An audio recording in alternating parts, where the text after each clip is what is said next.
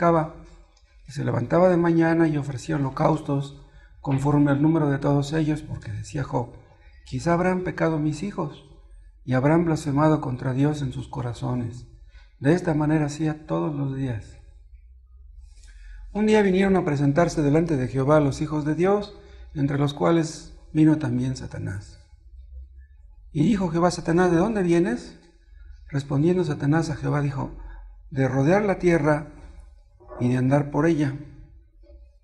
Y Jehová dijo a Satanás: ¿no has considerado a mi siervo Job, que no hay otro como él en la tierra, varón perfecto y recto, temeroso de Dios y apartado del mal?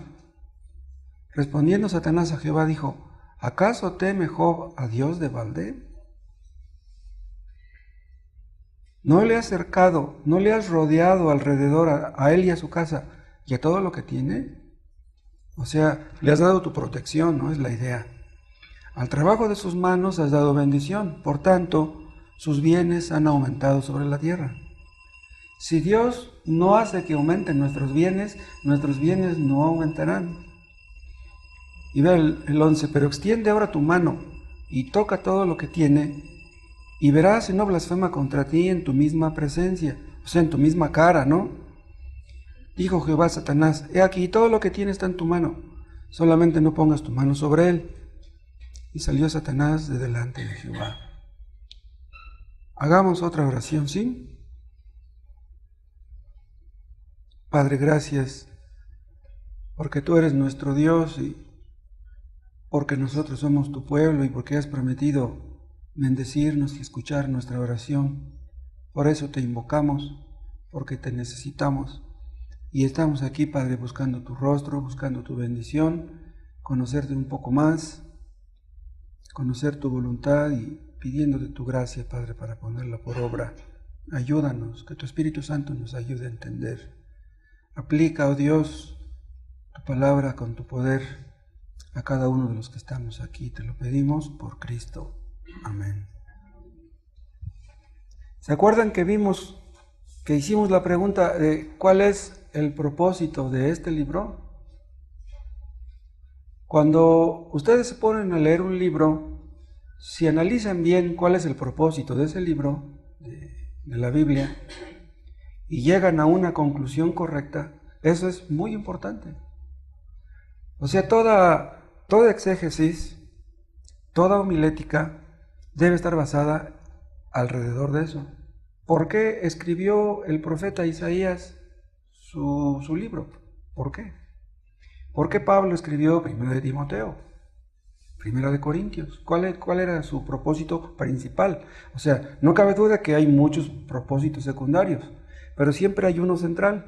Y cuando descubrimos eso, ya la hicimos. Si ustedes entienden el propósito central de un libro, pueden entender muchísimas otras cosas. Vimos que el propósito central de este libro es demostrar que los creyentes servimos a Dios no por interés. Satanás acusó a Job, ¿recuerdan? Lo vimos, de ser un hipócrita. Le dice a Dios: Él te sirve, Él te teme, Él te obedece porque lo has bendecido. Pero quítale lo que le has dado y verás cómo ya no te sirve, ya no te ama, ya no te obedece. Y Dios aceptó la apuesta. Y sabemos quién ganó la apuesta, ¿no? Es lo que dice en el versículo 9. Respondiendo Satanás a Jehová dijo: ¿acaso teme Job a Dios de balde? Quiere decir, bueno, en lugar de teme podrían poner sirve también. ¿Acaso sirve Job a Dios de gorra? Te sirve porque le das algo. Si no le dieras lo que le has dado, no te serviría. Entonces Satanás acusó a Job de ser un hipócrita. Lo mismo que hicieron los amigos de Job después. Aquellos amigos eran emisarios de Satanás, aunque eran hombres sabios, tenían muchos conocimientos. Dice el versículo 10, no le has cercado alrededor a él y a su casa y a todo lo que tiene. Dice, tú lo proteges, tú lo has bendecido, por eso es que te sirve. Dice, al trabajo de sus manos has dado bendición, por tanto sus bienes han aumentado sobre la tierra. Pero extiende ahora tu mano y toca todo lo que tiene, y verás, dice, si no blasfema contra ti en tu misma cara. Este era un atentado no solamente contra la integridad de Job, sino también en contra de Dios. O sea, Él te sirve porque es convenenciero, pero tú también eres convenenciero. O sea, tú, como quieres que te sirva, lo has bendecido. Entonces, Dios es convenenciero, nos bendice para que le sirvamos. Ese es el propósito principal por el que Él nos bendice. Si fuera así, entonces Dios estaría actuando indebidamente, pecaminosamente, podríamos decir incluso. Entonces le está diciendo a Dios, al bendecir a Job, tú estás buscando lo tuyo, te importan tus intereses, eres un egoísta. Entonces Job es un interesado y tú también. Satanás estaba diciendo que Dios no es digno de ser amado, que Dios no es digno de ser obedecido y que tiene que sobornarnos, tiene que bendecirnos para que le amemos y para que le obedezcamos. Pero nosotros sabemos que Dios no es así. Dios aceptó el desafío, no tanto para proteger el honor de Job, aceptó el desafío para defender su propio honor, porque Dios está sumamente interesado en defender su gloria. Todo lo que Dios hace, acuérdense, y también lo que deja de hacer es para eso, es con ese propósito, para su gloria. Nosotros leemos la Biblia, oramos, venimos al culto con la esperanza de que Dios nos dé bendiciones materiales. Esa es nuestra intención. Si esa fuera, seríamos interesados, seríamos convenencieros, seríamos hipócritas. Si de repente cayéramos en una mala racha, tuviéramos graves problemas económicos, perdiéramos el trabajo, nos robaran los ahorros, etc., ¿dejaríamos de amar a Dios? ¿Dejaríamos de servirle? ¿Dejaríamos de obedecerle? Supongamos que sufriéramos un accidente grave y que quedáramos en silla de ruedas. ¿Blasfemaríamos? ¿Dejaríamos de servir a Dios? ¿Dejaríamos de amarle? Dios le quitó a Job 10 hijos. Supongamos que Dios nos quitara 2 en un accidente. Van en una moto, pum, se estrellan y se matan. ¿Blasfemaríamos en contra de Dios por eso? ¿Cómo reaccionamos cuando Dios nos hace sufrir?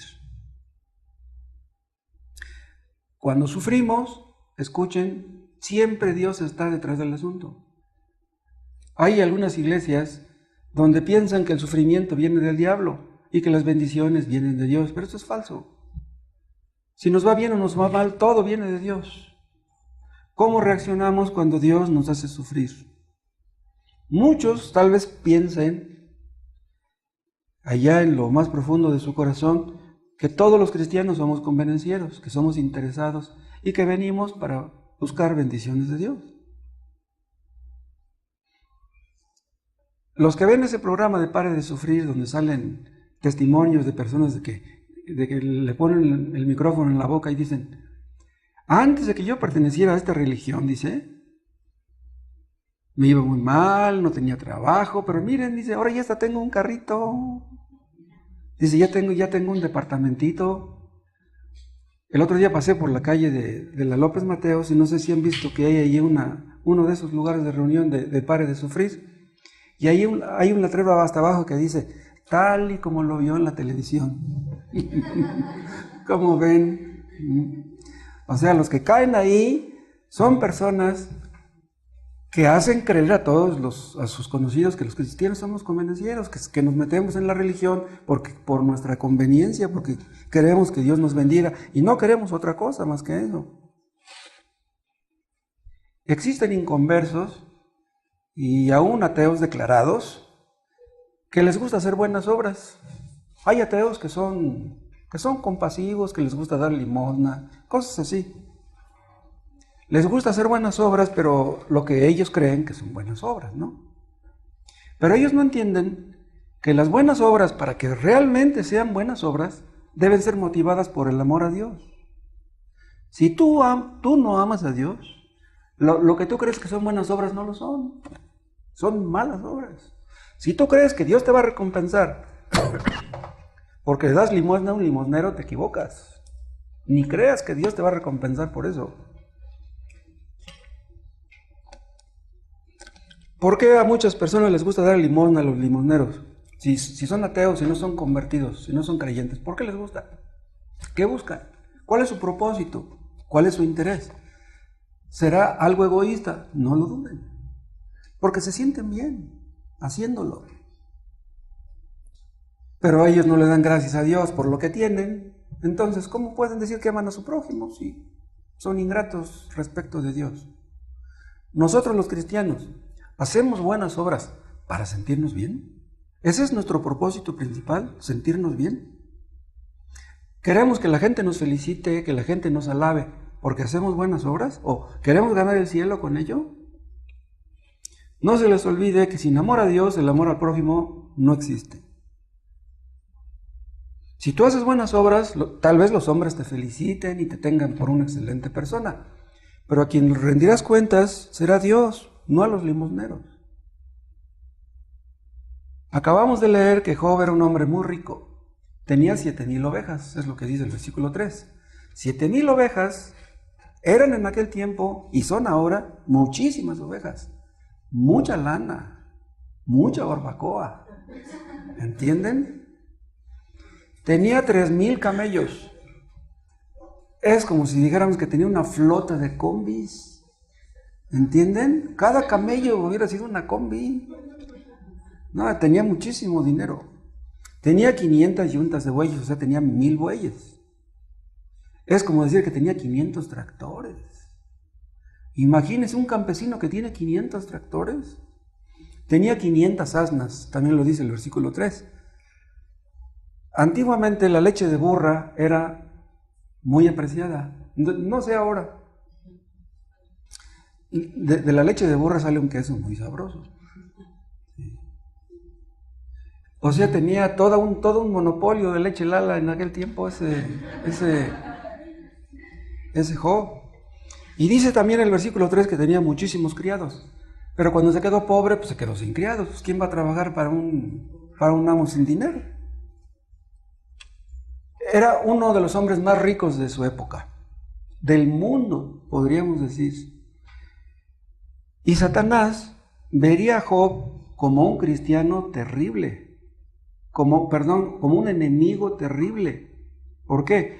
Vean, Satanás ve como enemigos a todos los cristianos, pero no es igual un enemigo cristiano pobre que un enemigo cristiano rico, porque un cristiano rico puede hacer mucho bien. En cambio, un pobre pues quisiera ayudar a su prójimo, pero pues no puede porque no tiene dinero. Entonces, cuando Satanás ve que Dios da un buen testimonio de Job, dice, no, yo te lo destruyo. Era un hombre muy rico, Job, pero Dios le quitó de un día para otro todo lo que tiene. Nada más retiró su protección. Para destruirnos Dios o para hacernos pobres, no necesita actuar activamente. Simplemente con que Dios deje de protegernos, ya caímos en el mal. Dios le quitó de un día para otro todo lo que había tenido, todo lo que Dios mismo le había dado. Y lo más triste, lo más doloroso, pues que le quitó sus hijos. Dios permitió que Satanás atacara a Job. Algunos teólogos llegaron a blasfemar, supuestos teólogos, porque no pudieron entender esto. Dicen, ¿cómo puede ser bueno un Dios que entrega a su siervo Job en las manos de Satanás? ¿Tú entregarías a tu pequeño hijo en las manos de un fulano que lo va a patear? ¿Cómo se lo vas a entregar? Si no, yo no puedo creer en un Dios que hace eso. Job no entendía por qué Dios estaba permitiendo todo aquello. Y muchas veces nos sucede lo mismo. Dios de repente nos mete en una aflicción, en una crisis, en un problema, y queremos entender por qué Dios permite eso y no lo entendemos.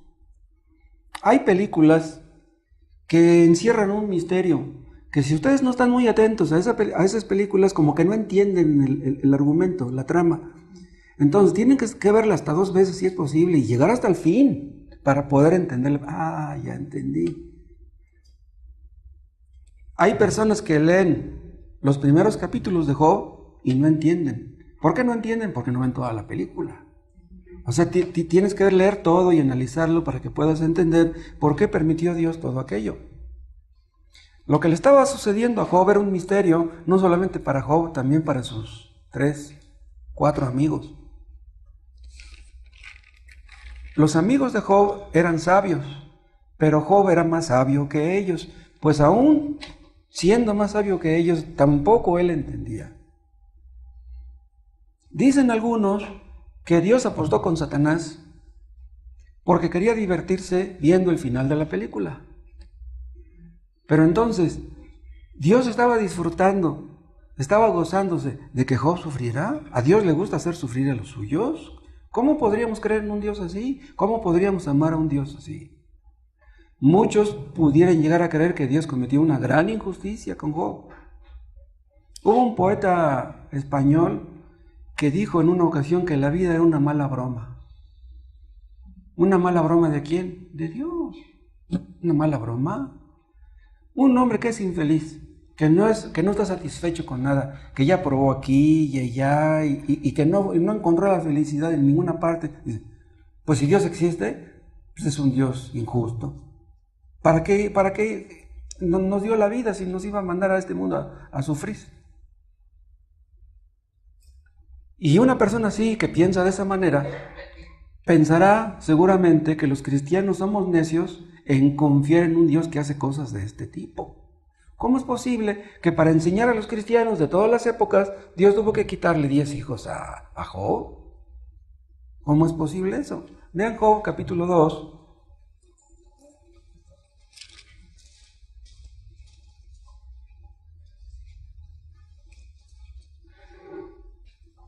Job 2, versículo 2. Y dijo Jehová a Satanás, ¿de dónde vienes? Respondió Satanás a Jehová y dijo, de rodear la tierra y de andar por ella. Y Jehová dijo a Satanás, ¿no has considerado a mi siervo Job, que no hay otro como él en la tierra, varón perfecto y recto, temeroso de Dios y apartado del mal, que todavía retiene su integridad, aun cuando tú me incitaste contra él para que lo arruinara sin causa? Vean cómo dice Dios mismo. Aquí no es el escritor quien lo está diciendo, es Dios mismo. Dice, tú me incitaste contra él para que lo arruinara sin causa. Escuchen, Dios arruina a la gente sin causa. Sin causa quiere decir sin propósito, sin sentido, sin motivo. ¿Cuál era el propósito de que Dios arruinara de esta manera a Job? Que lo colocara en una situación tan tremenda. Dios nunca hace las cosas al aventón. Dios no hace las cosas para divertirse, Él no disfruta del sufrimiento ajeno. Dios hace las cosas con sabiduría. Nosotros creemos en un Dios sabio, en un Dios inteligente. Recuerden ustedes, busquen Job 29, que a Job le gustaba ayudar a su prójimo. Job 29, aquí está hablando Job. Vean lo que dice en el versículo 12, Job 29, 12. Porque yo libraba al pobre que clamaba. O sea, yo ayudaba a los pobres con dinero, es lo que da a entender. Y dice, y al huérfano que carecía de ayudador. O sea, a Job le dolía ver a niños huérfanos y les daba dinero, o yo no sé de cuántas formas les ayudaría. Pasen hasta el 16. A los menesterosos era padre. Menesterosos es necesitados, ¿no? Dice, yo era un padre para ellos. Y de la causa que no entendía, me informaba con diligencia, con tal de ayudar a la gente. O sea, él quería conocer bien el asunto para poder ayudar a la gente. Y ven el 17. Y quebrantaba los colmillos del inicuo y de sus dientes hacía soltar la presa. O sea, defendía a los pobres.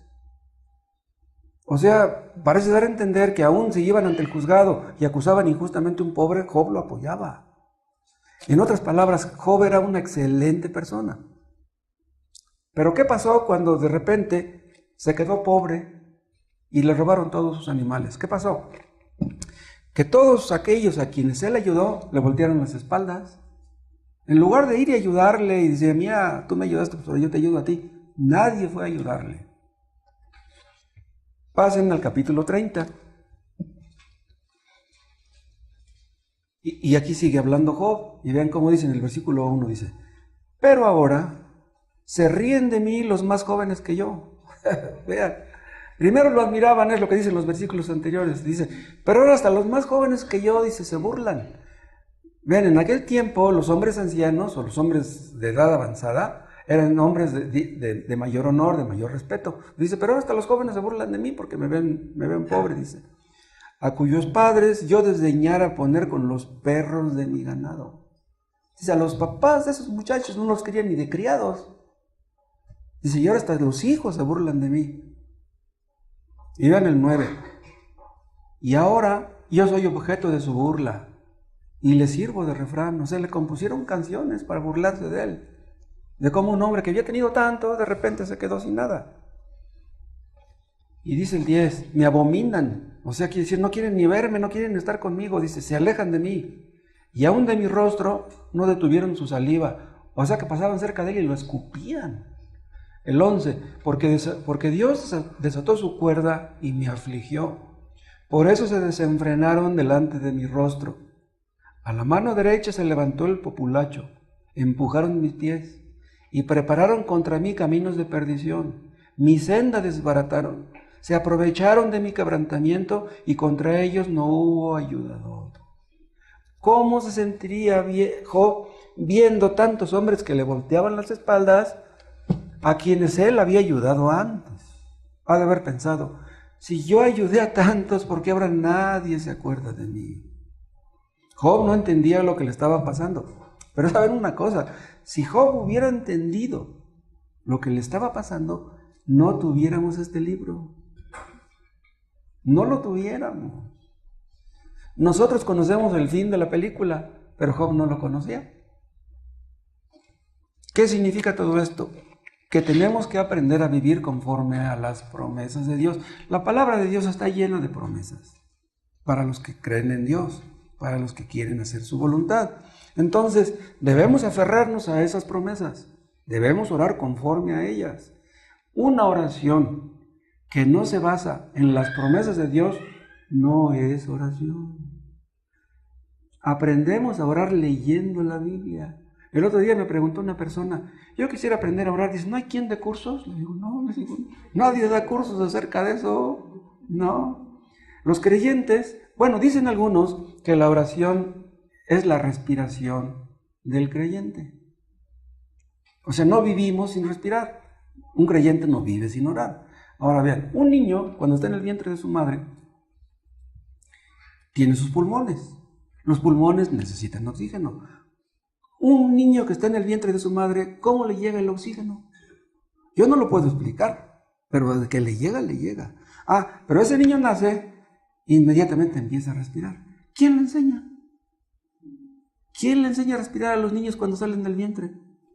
O sea, la respiración es instintiva. Lo mismo la oración. En el momento que una persona se arrepiente de sus pecados y cree en Cristo, en ese momento empieza a orar. Si tú nunca te has arrepentido de tus pecados, no sabes orar ni aprenderás hasta que te arrepientas de veras. Vean un texto en Eclesiastés, en el capítulo 7.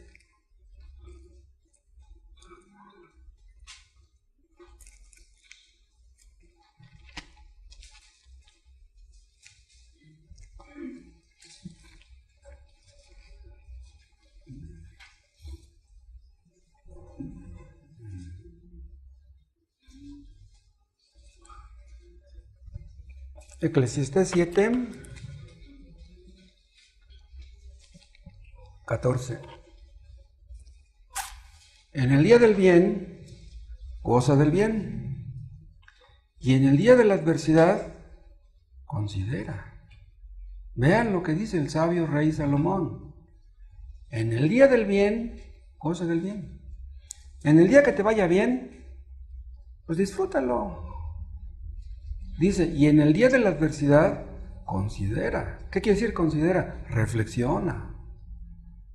Dice, Dios hizo tanto lo uno como lo otro. O sea, Dios hizo tanto el bien como la adversidad.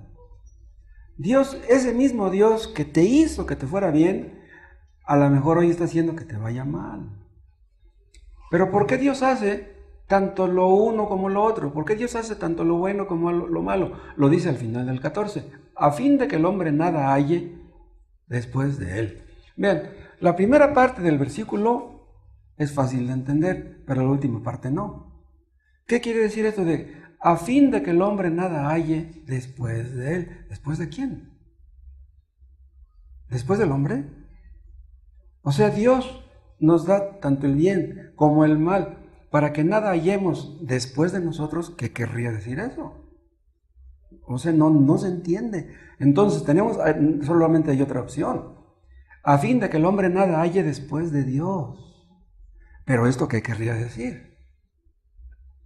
Vean, normalmente las personas que sufren le echan la culpa a los padres porque no les dieron educación, a los tontos que fueron porque no terminaron sus estudios, a los hijos porque no los apoyan, porque no los comprenden, etc. Uno tiene la tendencia a buscar culpables. Pero ¿quién es el último culpable de que estamos mal? Es Dios. Y después de Dios no hallaremos a nadie más. Por eso dice, a fin de que el hombre nada halle después de él. La causa final, la causa última de nuestros sufrimientos es Dios. Ni busques culpables, ni te enojes con la gente. Es inútil que le eches la culpa a tus papás de los errores que hayan cometido como padres contigo. Enfrenta la vida como la tienes, agarra el toro por los cuernos y considera, es lo que dice aquí. ¿Por qué estás en esa situación? En esa situación estaba Job y él estaba considerando, pero no entendía. A pesar de su sabiduría, él no entendía. Cuando te vaya mal, considera, ¿por qué Dios te tiene en esa situación? ¿Por qué te está yendo mal? ¿Por qué tienes problemas? No se te olvide, no pierdas de vista esto. Dios está detrás de esa situación. En las iglesias carismáticas están bien seguros que el sufrimiento es causado por Satanás. Pero pues Dios permitió que Satanás atacara a Job. O sea, no fue Dios directamente quien atacó a Job, fue Satanás. Pero pues Dios lo permitió. Satanás no estaba detrás de Dios. No, la causa última era Dios.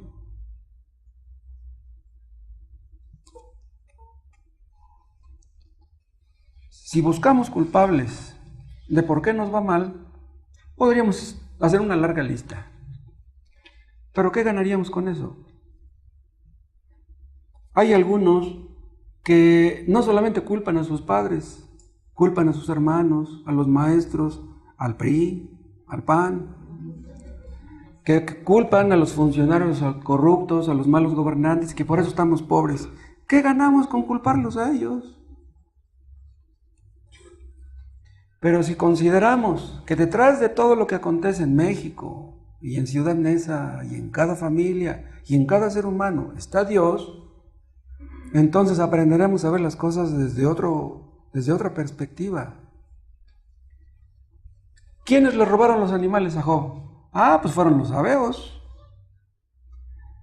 El viento, ¿quién mandó el viento que sopló sobre la casa e hizo que se cayera sobre los hijos de Job? Pues fue Satanás. Dios permitió que Satanás obrara en la naturaleza, por eso el viento derribó aquella casa. Pero detrás de los sabeos y detrás del viento estaba Dios. El soberano es Dios, no es el viento, ni los sabeos. Si te roban tu quincena, el soberano no es el ladrón, es Dios el que está detrás del asunto.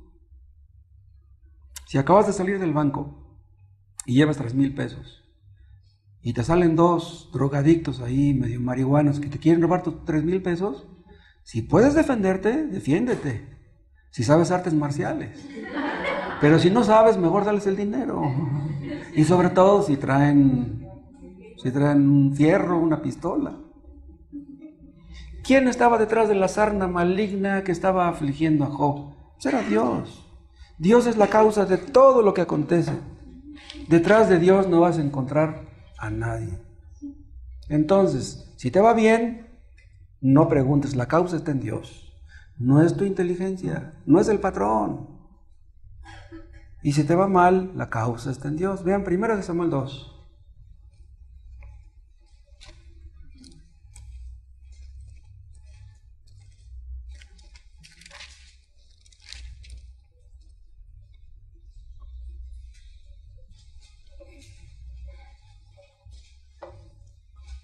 Vean lo que dice Primera de Samuel 2:6. Jehová mata y él da vida. ¿Quién dijo esto? Fue Ana. ¿Sí? Ana, la que no había tenido hijos. Y de repente ya tuvo al pequeño Samuel. Entonces ella entendió que quien da los hijos es Dios. ¿Sí? Pero aquí no dice precisamente eso. Pero ella era una mujer sabia y además esto Dios se lo reveló. Jehová mata y él da vida.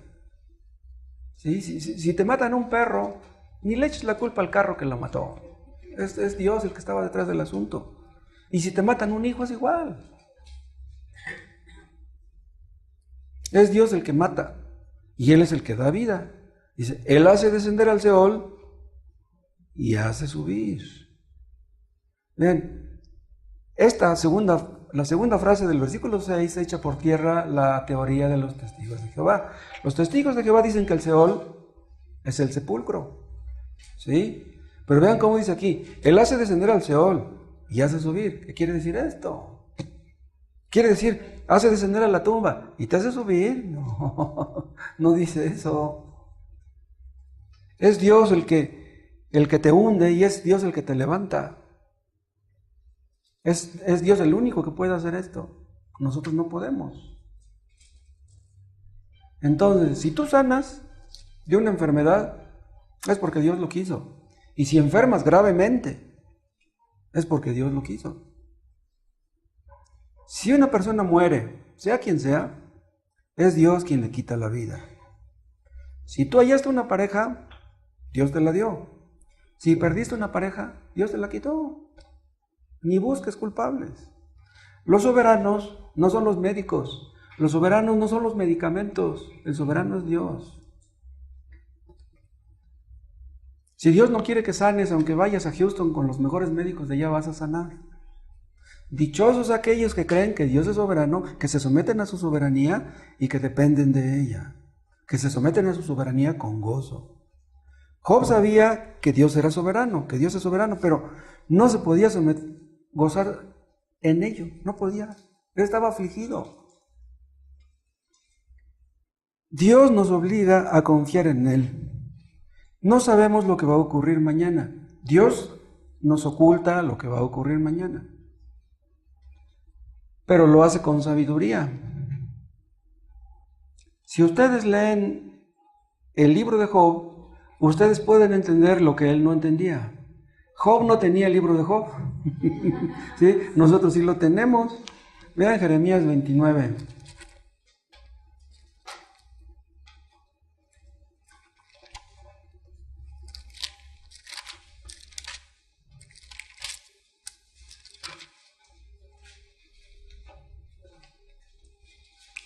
Vean el versículo 11. Jeremías 29:11. Porque yo sé los pensamientos que tengo acerca de vosotros, dice Jehová, pensamientos de paz y no de mal. ¿A quién dice Dios estas palabras? ¿A quién? A los creyentes. Escuchen, solo a los creyentes.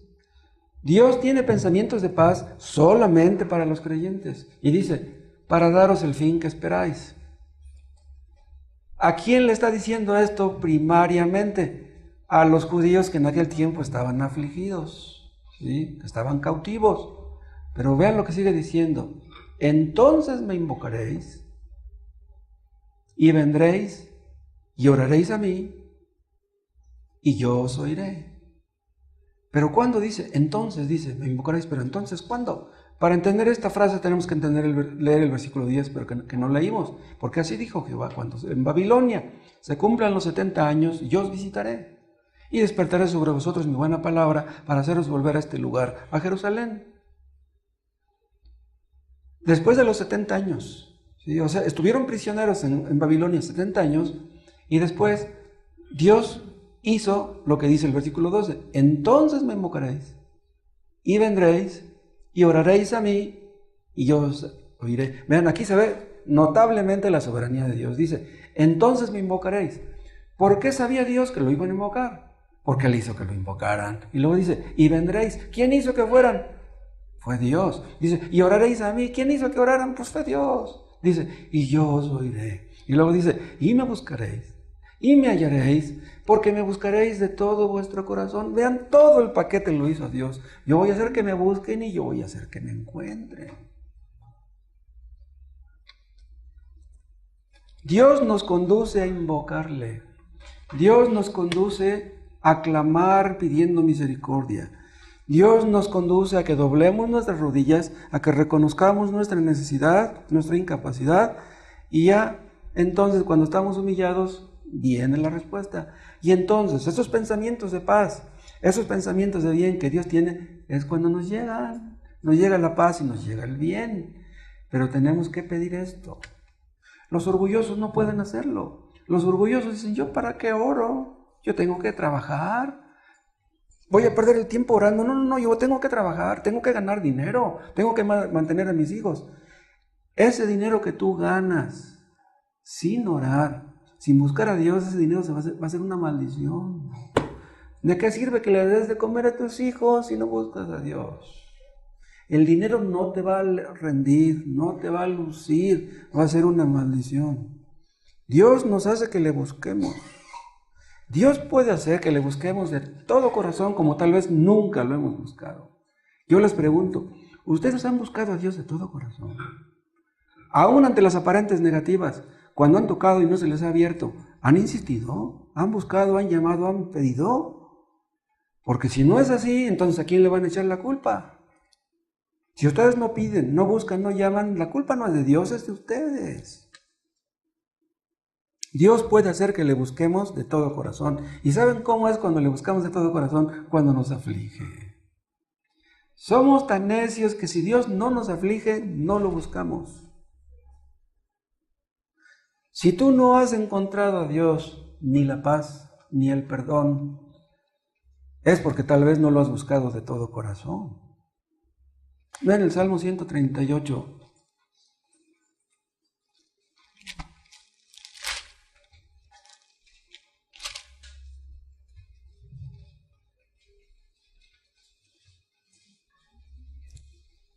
Dice el versículo 7, Salmo 138, 7.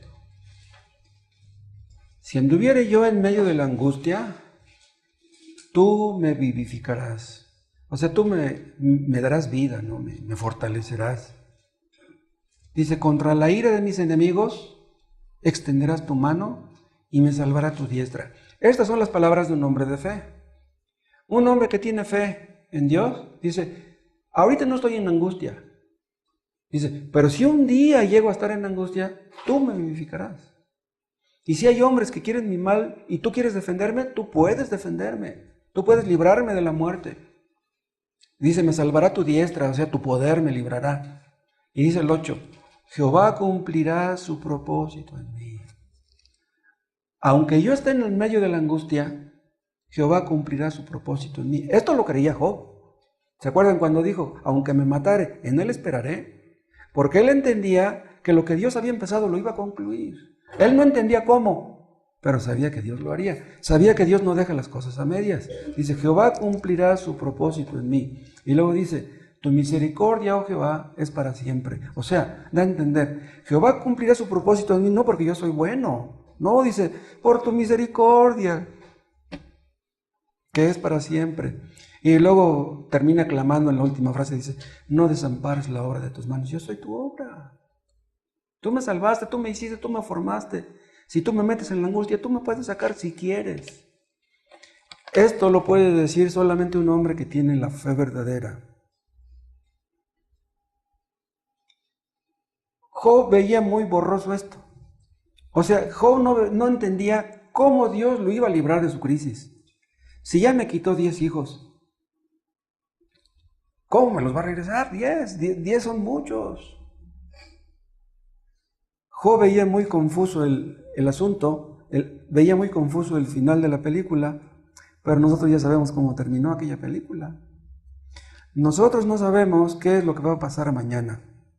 Con nosotros, con nuestros hijos, con nuestro trabajo, pero Dios sí lo sabe. Yo les decía hace un rato que debemos orar conforme a las promesas de Dios. El Antiguo Testamento está lleno de promesas para los judíos.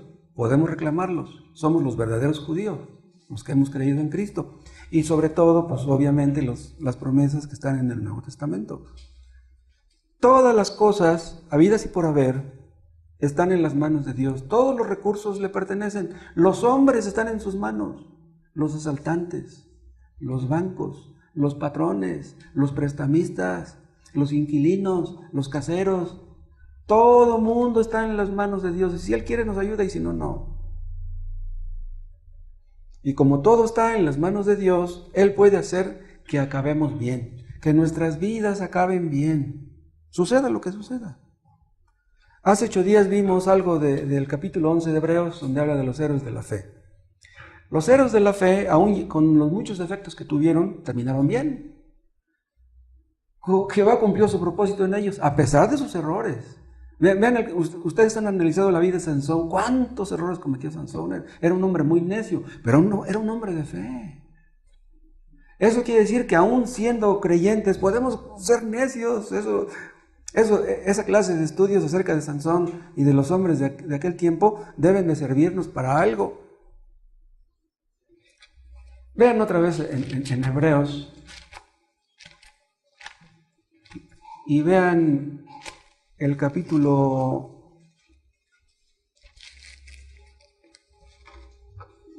en el versículo 11 están todos los héroes de la fe, ¿no? En el capítulo 12, en el versículo 1 habla de los testigos esos que vivieron antes, que dieron testimonio, ¿no?, de su fe. Pero vean lo que dice el 2. Comparen lo que dice todo el capítulo 11 y lo que dice el 12.1 con lo que dice el versículo 2. Dice, puestos los ojos en Jesús, el autor y consumador de la fe. O sea, dice, no pongan los ojos en aquellos, en Sansón, en Jefté. Pongan los ojos en Jesús, dice, el autor y consumador de la fe. El mismo que nos da la fe es el que la perfecciona. Si tú estás afligido y tu fe es muy pequeña, clama a Dios y Él hará que tu fe crezca. Él es el autor y Él es el perfeccionador de la fe. Entonces Dios nos aflige con el propósito de que nuestra fe crezca, de que clamemos a Él, recibamos respuesta y sus pensamientos de bien que Él tiene para nosotros se puedan cumplir.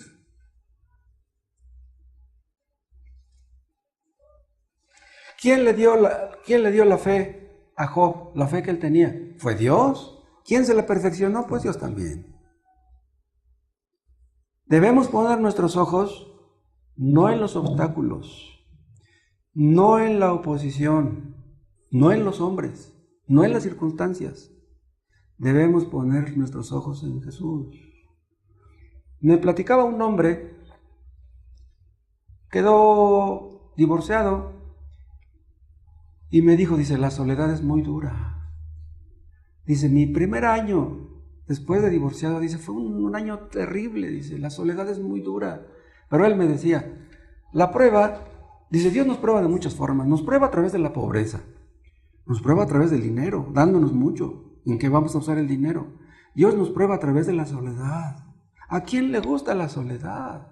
Un hombre que fue casado, pues se acostumbró a tener su viejita, pues ya no puede vivir sin viejita. Pero vean una cosa, si un cristiano queda divorciado o queda viudo, que se acuerde de Pablo cuando estaba en la cárcel. No tenía esposa, no lo visitaban, estaba en una posición muy incómoda, de la más incómoda que se puedan imaginar, y cantaba himnos a Dios, estaba bien contento. Tú tienes esposa, tienes casa, tienes hijos, tienes dinero y no puedes estar contento. ¿Cómo es posible? Si apartamos los ojos de Jesús, ¿saben qué va a suceder? Sentiremos que nos volvemos locos. ¿Cómo es posible que Pablo estaba cantando himnos a Dios en esa situación? Porque Cristo estaba con él. El Espíritu Santo estaba con él. Andamos por fe, no por vista. Lo contrario de los inconversos andan por vista, no por fe. Job llegó al punto de la depresión, pero nosotros tenemos más bases para confiar en Dios que él. En lugar de deprimirnos, lo que debemos hacer es confiar en Dios. Vean 2 de Corintios 4.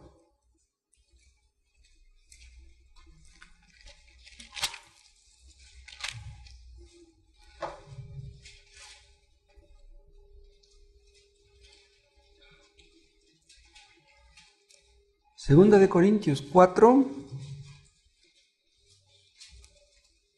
15.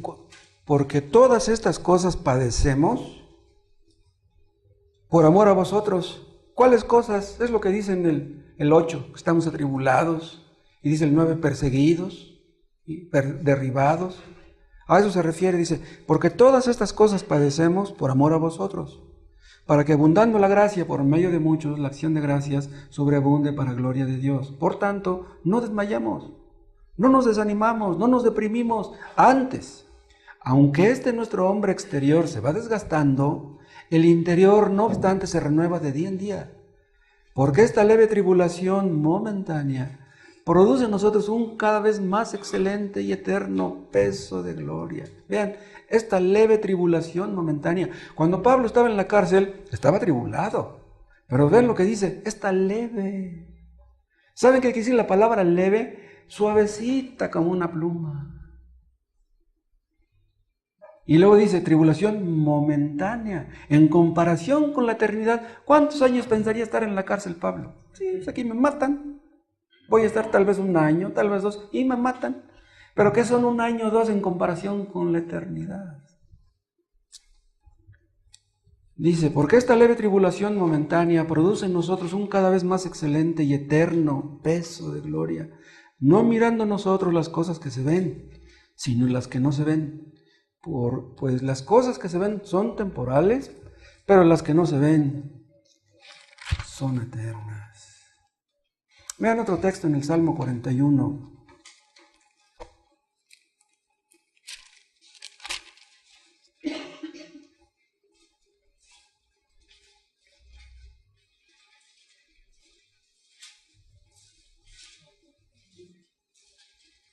Lean el versículo 1, Salmo 41, 1.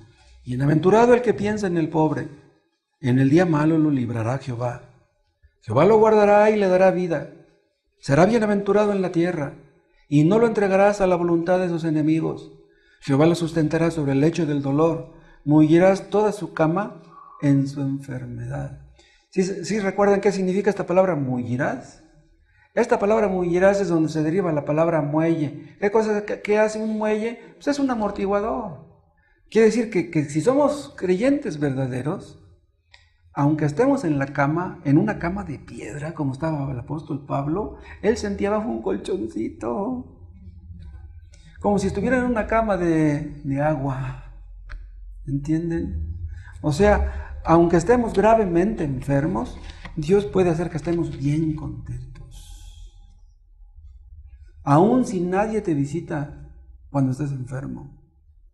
¿Se imaginan ustedes cómo se sintiera un cristiano que ya está anciano y que ya en su ancianidad lo meten en un asilo de ancianos? Sus hijos no lo quieren cuidar y que sus hijos no lo van a visitar. Pues sí, van y pagan lo que les cobra el asilo, pero no los visitan. ¿Cómo se sentirá un cristiano así? Pero aún, déjenme decirles, aún así, un creyente puede estar contento en un asilo de ancianos, esperando con gozo el momento de que tendrá que reunirse con su Dios. Job lo perdió todo. En un sentido perdió a sus amigos, porque en lugar de consolarlo, pues se convirtieron en enemigos. Mejor ni hubieran ido a verlo. Job lo perdió todo, pero ¿saben qué? A fin de cuentas no perdió nada. Job sacó provecho de todo lo que le pasó. Ahora díganme, a la esposa de Job, ¿de qué le sirvió todo lo que le pasó? No le sirvió de nada. Satanás hizo una apuesta con Dios, pero Dios apostó por Job. Pero si Dios hubiera apostado por la esposa de Job, hubiera perdido la apuesta. ¿Entienden? Si la mujer de Job hubiera perdido nada más un hijo, hubiera blasfemado. Si le hubieran robado nada más un camello, un asna, hubiera blasfemado. La mujer de Job creía que Dios tenía la obligación de darle, no de quitarle. La mujer de Job creía que Dios no tenía ningún derecho de quitarle algo. Escuchen, nada de lo que tenemos es nuestro. Dios no tiene derecho de quitarnos lo que es de Él. Nada es nuestro. ¿Qué daño le hizo Dios a Job con quitarle lo que le quitó? Ninguno. Ya vimos en la otra ocasión que le devolvió el doble de animales que le había quitado y todos los hijos igual se los regresó. No sabemos lo que va a pasar mañana. Dios nos oculta lo que está ocurriendo, lo que va a ocurrir el día de mañana. Y ¿saben qué? Eso es por nuestro bien. Qué bueno que Dios nos oculta lo que va a pasar. Job no se imaginaba cómo iba a acabar todo, si lo hubiera sabido. Dios quiere nuestro bien al ocultarnos cómo vamos a terminar. Lo que tenemos que hacer, en lugar de buscar culpables, es que debemos aprender a confiar en Dios. Debemos acostumbrarnos a no pensar en el mañana. Dice Jesús no recuerdo en qué parte, dice, basta al día su afán. ¿Qué tienes que estar afanándote por lo que todavía no sucede el día de mañana?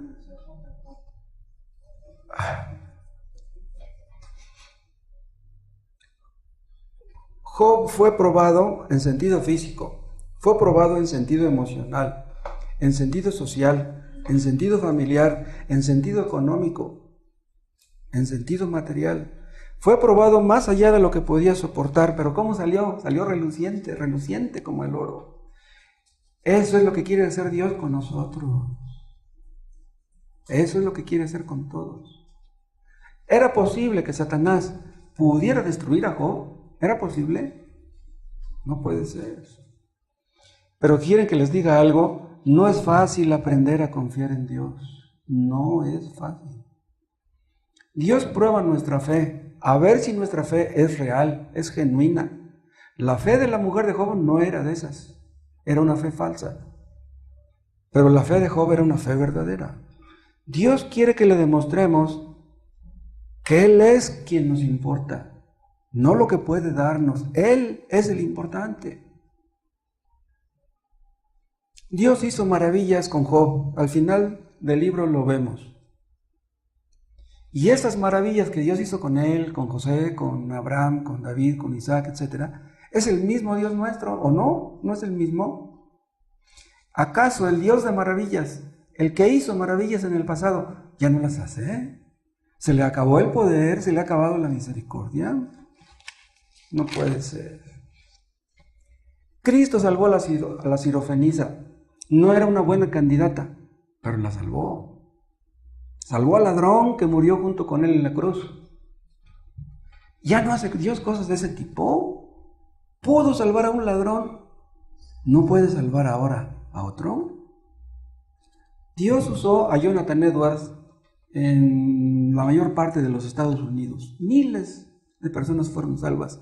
Ese Dios no es el mismo Dios nuestro, no puede hacer algo parecido en México, pero a veces parece como si Dios no quisiera escucharnos, como si no quisiera darnos lo que le pedimos.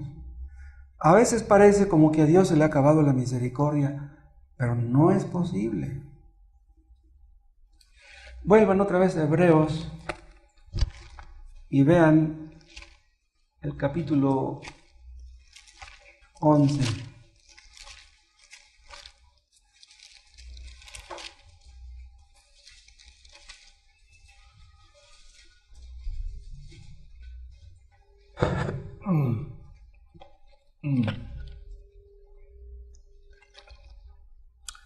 Hebreos 11:13. Conforme a la fe murieron todos estos sin haber recibido lo prometido, sino mirándolo de lejos, dice. De aquí se basan los que dicen que la fe es como un telescopio. O sea, la fe nos hace ver a lo lejos. Lo que vemos borroso a lo lejos, la fe nos hace verlo claro. No vemos el cielo, no vemos el infierno, a Dios tampoco lo vemos. Pero la fe nos hace ver estas cosas como reales. Si ustedes Han tocado y no se les ha abierto. Sigan insistiendo. Dios vive, Dios es real. Nosotros no estamos aquí buscando un interés personal. Esto no es un negocio. Hay muchas iglesias que así se manejan, como un negocio. A nosotros no nos interesa su dinero. Lo que queremos es que ustedes obedezcan a Dios, que ustedes se salven. Eso es lo que queremos. Y esas cosas que son irreales, el día que ustedes se arrepientan verdaderamente de sus pecados, serán reales para ustedes como lo son para nosotros. ¿De veras buscan ustedes la salvación? Si la han buscado y no la han recibido, sigan insistiendo, sigan pidiendo, sigan llamando. Muchos se enojan con Dios porque las cosas no salen como ellos quieren. ¿Y qué pasa? Maldicen a Dios y mueren, lo que dijo la mujer de Job. Las cosas no van a ser como tú quieras, las cosas serán como Dios diga. Muchos se enojan con Dios porque su pareja no se somete. Se enojan con Dios porque quieren progresar y no pueden. Si no has progresado, es que Dios no quiere que progreses.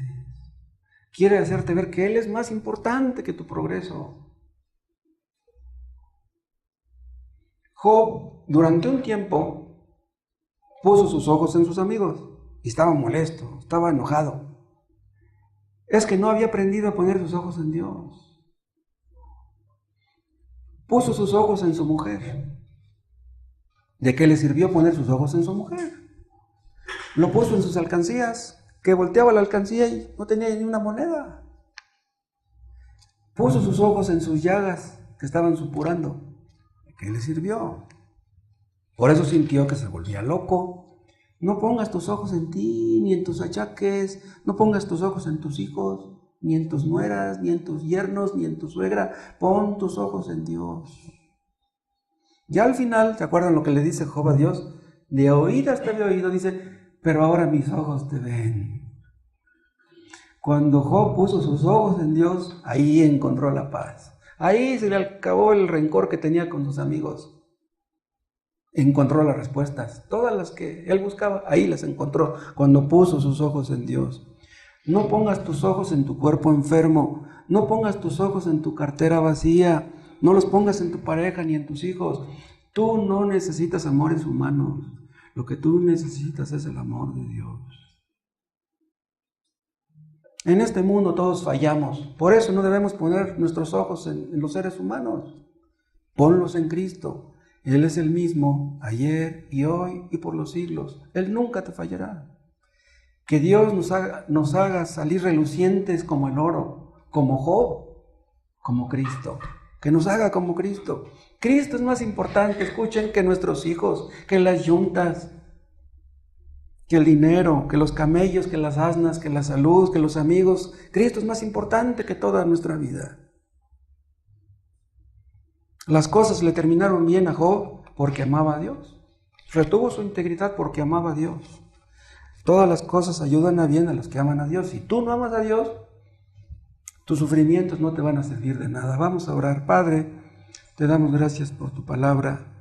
Es maravillosa, Dios. Enséñanos a valorarla, a apreciarla. Háblanos a través de ella, Padre, cuando estemos leyendo, cuando estemos escuchando. Abre nuestros oídos y líbranos de rebeldías y de soberbias.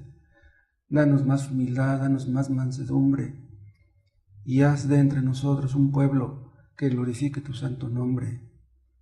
Haz que tu palabra sea eficaz en el caso de todos los que estamos aquí. Te lo pedimos por Cristo. Amén.